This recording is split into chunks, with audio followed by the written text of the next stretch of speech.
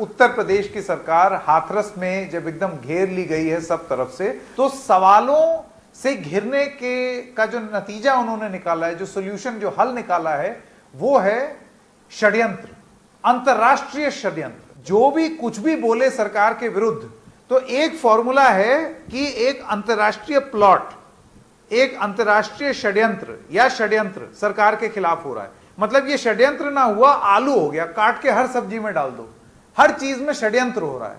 हाथरस मामले में अभी तक इस सवाल का जवाब नहीं मिला है कि रात अंधेरे पीड़िता का शव जलाने का फैसला किसका था, आदेश किसका था।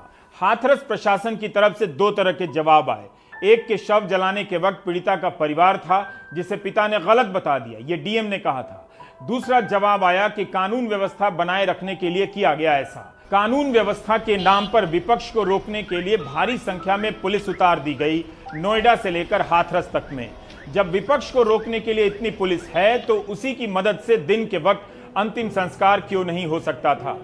जो पुलिस विपक्ष के नेताओं पर लाठियां बरसा सकती थी, गांव में पंचायत की अनुमति दे सकती थी, वह पुलिस एक मां और पिता को अपनी बेटी का शव आखिरी बार के लिए देखने नहीं दे सकी। क्यों? सूबे के additional DG law and order Prashant Kumar कहते हैं कि रेप तो हुआ ही नहीं। कानून नहीं पढ़ा है उन्होंने, लगता है विशाखा गाइडलाइंस भी नहीं पढ़ी हैं। जो सैंपल एकत्रित किए गए थे उसमें किसी तरह का स्पर्म और शुक्राणु नहीं पाया गया है। महिला से कथित बलात्कार के 11 दिन बाद सैंपल लिए गए, जबकि सरकार की गाइडलाइन है 96 घंटे के भीतर सैंपल लेने की। इसलिए यह रिपोर्ट बलात्कार की पुष्टि कर ही नहीं सकती है। यह स्पष्ट हो गया है कि उनके साथ, पीड़िता के साथ कोई रेप या मास रेप की बात नहीं हुई थी। डाइंग डिक्लेरेशन दी है लड़की ने, मरते वक्त का बयान दर्ज कराया है जिसमें, और ये कैमरे पर है, जिसमें कहा गया मेरे साथ गैंग रेप किया गया है। और बलात्कार में केस में सबसे अहम भूमिका है उस औरत के अपने बयान की।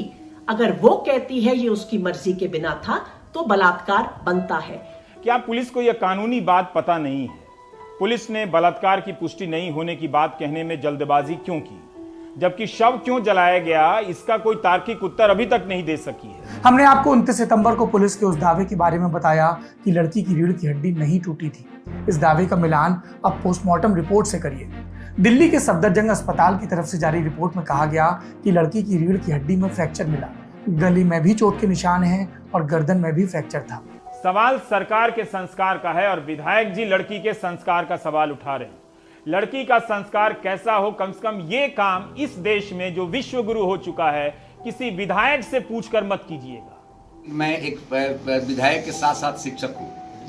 ये घटनाएं संस्कार से ही रुक सकती है, शासन और तलवार से रुकने वाला नहीं।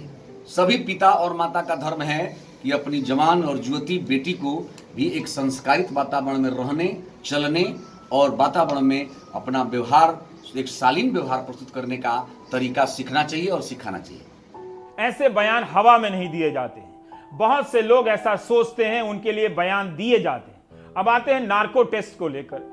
मुख्यमंत्री के ट्वीट में नार्को टेस्ट की बात थी, इसे भी आप हिंदी में समझिए। नार्को टेस्ट का संबंध झूठ से है।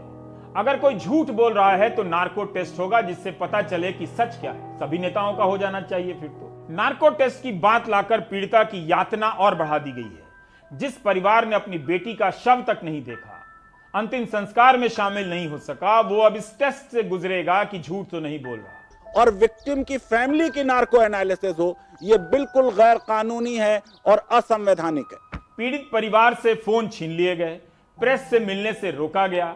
यह सीधा सीधा SC/ST एक्ट के उद्देश्यों का हनन है।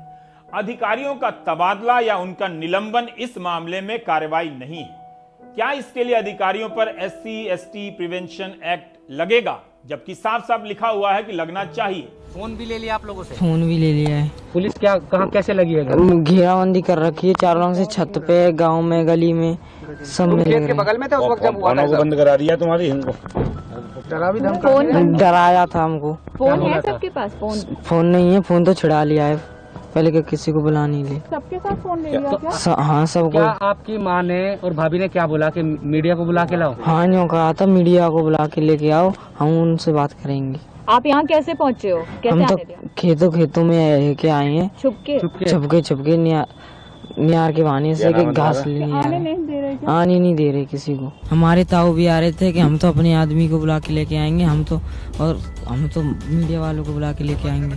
डीएम साहब धमकी दे रहे हैं। उनको धमकी दे रहे हैं, उनको मारा था, उनकी छाती पे लात मारा था, सो उनके दर्द हो रहा है। उनके डीएम साहब ने मारा, उन ताऊ को मारा।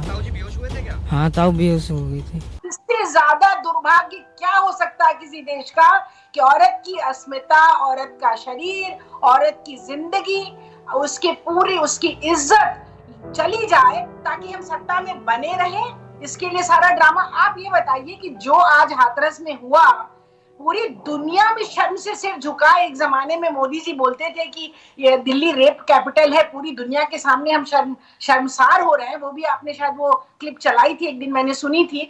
तो क्या ये शर्मसार करने की बात नहीं है? आज मैं किसी एक इंटरनेशनल कॉन्फ्रेंस की कीनोट एड्रेस दे रही थी, सारी औरतें मुझसे सिर्फ एक ही सवाल पूछ रही थी कि ये क्या हो रहा है हिंदुस्तान के अंदर।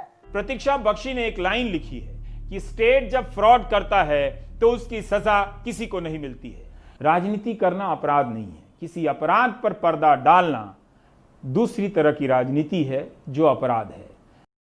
इस वीडियो के सामने आने के बाद सवाल तो बनता ही है, मोदी कहाँ है तेरा 56 इंच? कैसा है तू रेजिग्नेशन दे दे, तू हट जा। ठीक है, लेकिन टेंशन मत लीजिए, जब तक व्हाट्सएप में गुड मॉर्निंग भेजने की सुविधा है तब तक आपको कुछ नहीं होगा, मैं गारंटी देता हूं।